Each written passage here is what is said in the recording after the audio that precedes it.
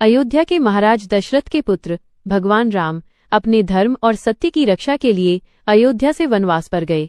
उनके साथ उनके भाई लक्ष्मण और पत्नी सीता भी थीं। इस दौरान रावण ने माता सीता का अपहरण कर लिया और उन्हें लंका ले गया।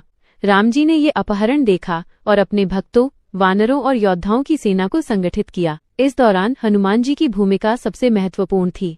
हनुमान जी भगवान राम के परम भक्त थे और उनके साहस, शक्ति और बुद्धि के लिए प्रसिद्ध थे। हनुमान जी ने समुद्र पार कर लंका का पता लगाया। उन्होंने वहां का दृश्य देखा, रावण के महल, सेना और सुरक्षा तंत्र। हनुमान जी ने देखा कि रावण ने माता सीता को सुरक्षित रखा है, लेकिन उनके दृष्टि से रावण का अहंकार और अत्याचार स्पष्ट हो गया। हनुमान जी ने राम जी का संदेश रावण तक पहुंचाने का निर्णय लिया। वो लंका पहुंचे और सीता माता से मिले।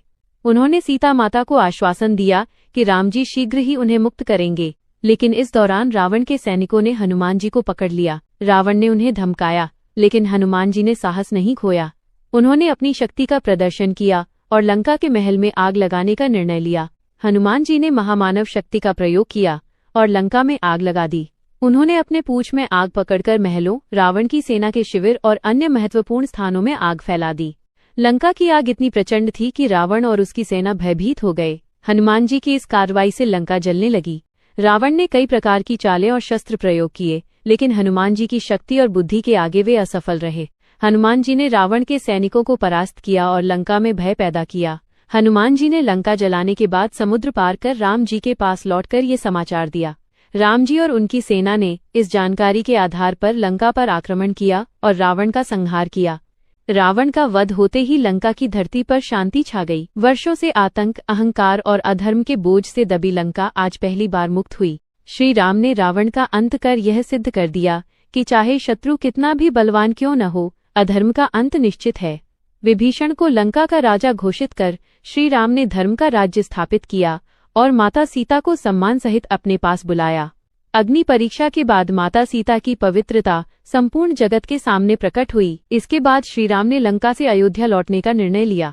देवताओं द्वारा भेजे गए पुष्पक विमान में श्री राम, माता सीता, लक्ष्मण, हनुमान और वानर सेना सवार हुई। यह यात्रा केवल एक नगर से दूसरे नगर की नहीं थी, ये धर्म की विजय यात्रा थी।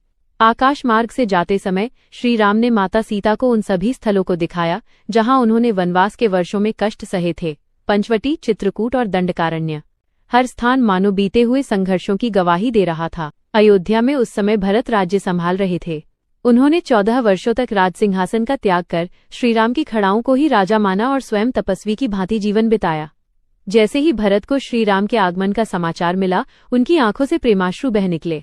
संपूर्ण अयोध्या दीपों से जगमगा उठी, घर घर दिए जलाए गए, गलियां फूलों से महक उठीं और पूरे नगर में उत्सव छा गया। जब पुष्पक विमान अयोध्या की धरती पर उतरा, तब भरत दौड़ते हुए श्रीराम के चरणों में गिर पड़े। श्रीराम ने उन्हें उठाकर हृदय से लगा लिया। वह क्षण भाईचारे, त्याग और प्रेम का सर्वोच्च उदाहरण था। हनुमान और वानर सेना का भी भव्य स्वागत हुआ और माता सीता को अयोध्या वासियों ने अपार सम्मान दिया। अंततः गुरु वशिष्ठ के मंत्रोच्चार के बीच श्रीराम का राज्याभिषेक हुआ।